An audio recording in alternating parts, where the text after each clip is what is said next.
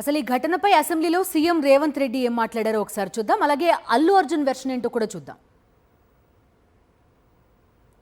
నెలకు 30,000 జీతంతో పనిచేసి ఒక ప్రైవేటు చిన్న దాంట్లో ఉద్యోగం చేసుకునే తండ్రి తన కొడుకు ఆయన అభిమానాన్ని కుటుంబము 12,000 రూపాయలు 3,000కు ఒక టికెట్ 12,000 రూపాయలు పెట్టి సినిమా థియేటర్కి వెళ్తే థియేటర్లో చనిపోయిన 11వ రోజు వరకు వీళ్ళు ఎవరు హీరో కానీ ప్రొడ్యూసర్ కానీ ఎవరు కానీ ఆ కుటుంబాన్ని చనిపోయిన కుటుంబాన్ని కానీ హాస్పిటల్లో చావు బతుకుల మధ్యలో ఉన్న పిల్లవాడిని పరామర్శించడానికి కూడా పోలేదు అధ్యక్ష. ఇది ఏ రకమైన మానవత్వం అధ్యక్ష? నాకు అర్థం కాలే.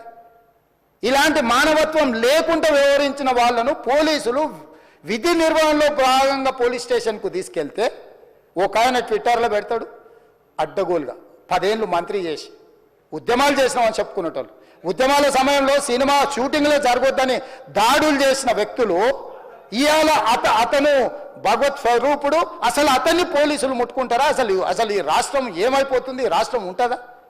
ఈ రకంగా రాజకీయ పార్టీలు అధ్యక్ష, రాజకీయ పార్టీలు ప్రజాప్రతినిధులుగా చనిపోయిన ప్రాణాల విలువ లేకుండా చావుకు కారణమైన ప్రత్యక్షంగా పరోక్షంగా అయిన వాళ్ళని పోలీస్ స్టేషన్కు విచారించడానికి పిలిస్తే కూడా అది కూడా తప్పుపట్టి ప్రభుత్వాన్ని బద్నాం చేయాలి, ముఖ్యమంత్రిని తిట్టాలని ఎంత నీచమైన భాష వాడింది అధ్యక్ష. యూట్యూబ్లలో మీరు చూడండి.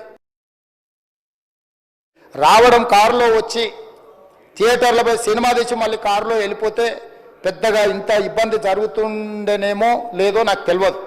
కానీ ఎక్సోడ్ చౌరస్తా కంటే ముందు నుంచే కారులో రూఫ్ టాప్ ఓపెన్ చేసి రోడ్ షో చేసుకుంటే థియేటర్లో పోవడంతో ఆ చుట్టుముట్టుతున్న 7-8 థియేటర్లలో ఉన్న సినిమా అభిమానులు మొత్తం ఇక్కడికే రావడంతో వేలాది మంది జమ అయినారు. అసలు ఇక్కడ this false allegation that there is a road show, ఏంటిది ప్రొసెషన్. అసలు ప్రొసెషన్ కాదు, రోడ్ షో కాదు, ఏమీ కాదు. జస్ట్ థియేటర్ ఇక్కడ ఉన్నాను, అక్కడ theatre just couple of metres away, couple of yards away from the theatre. అది అసలు రోడ్ షో కాదు, ఏమీ కాదు. కార్ అలా వెళ్తూ ఆగిపోయింది. ఒక పాయింట్ అవుతుంది ఎంత జనం కూడిపోతారంటే అండి, మీరు కనపడితే కానీ జనం వెళ్ళరు. బౌన్సర్లు కానీ ఎవరన్నా పోలీస్ కానీ అందరూ అడుగుతారు, సార్ మీరు ఒక్కసారి వేవ్ చేసేయండి సార్, వాళ్ళు వెళ్ళిపోతారంటే మేము మామూలుగా ఎప్పుడు బయటకు వచ్చి అందరికి వేవ్ చేస్తాం. అది నేనే కాదు, ఎనీ లీడర్ ఎనీ సెలబ్రిటీ ఎవరైనా అడగండి, మనం వేవ్ చేస్తేనే వాళ్ళందరూ జరుగుతారు. ఓకే చూసాం, ఒక సాటిస్ఫాక్షన్ ఉంటుంది, అప్పుడు దే స్టార్ట్ మూవింగ్ అవే. ఆ దీని మీద చేశాను. And it's also respect. ఇంత వేల మంది చూస్తానికి వచ్చినప్పుడు నేను నా కార్ లోపల టింటెడ్ కార్ లోపల దాక్కుని కూర్చుని ఉన్నా. బట్ అంతమంది అంతమంది వచ్చినప్పుడు వాళ్ళకి ఏం కావాలి? హీరోది ఒక గ్లిమ్స్ కావాలి అంతే. అది కూడా ఇవ్వకపోతే నేను ఎంత ఆరగెంట్ కింద ఉంటుంది. ఇంతమంది ప్రేమ చూపిస్తే నా కాలు కూర్చున్నారులే అనుకుంటాను నేను. అరే నేను బయటకు వచ్చి ఒక్కసారి వాళ్ళందరికీ థ్యాంక్ యూ ప్లీజ్ పదండి ఇలా అంటుంటా. మీరు చూడండి నా జస్టిస్ అని చూడండి. ఇలాంటే ఇలా పదండి అంటే నేను చెప్తేనే వాళ్ళు వెళ్తారు. అది పోలీసులు కానీ బౌన్సర్ కానీ అందరూ మేనేజ్మెంట్ అందరూ అడుగుతారు, సార్ మీరు చెప్తేనే వింటారు, ఒక్కసారి మీరు చెప్పండి అంటే మేము వచ్చి బయటకు వచ్చి ఇలా వేవ్ చేసి ఇలా అంటే వాళ్ళందరూ జరుగుతుంటారు. That is how we went into the theatre.